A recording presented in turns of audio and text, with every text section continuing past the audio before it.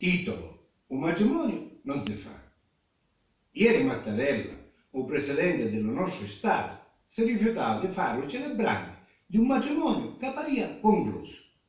I ziti di Maio e Salvini, all'improvviso innamorati, dopo che per tanto tempo si erano insultati, forti di una dote elettorale fatta di gente tra i semplici arriati, avevano deciso all'improvviso che lo comando, magari che non ci auguri, conta più dell'idea e della stima, se serve a rimborsare il potere personale che per pare di anni l'affare primeggiare.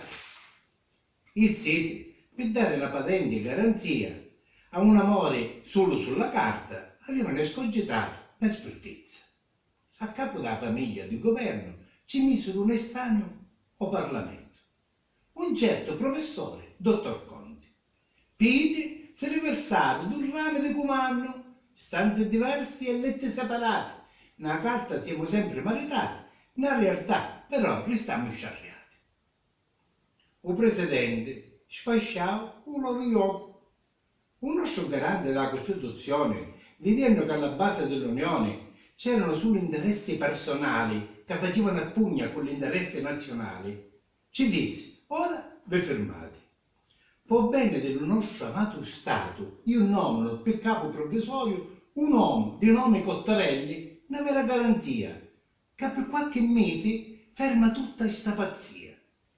Se non tornate in senso, in già breve tempo saranno nuovamente gli italiani a decretare quello che realmente volete realizzare. Io ho fatto quello che umanamente e legalmente era giusto fare.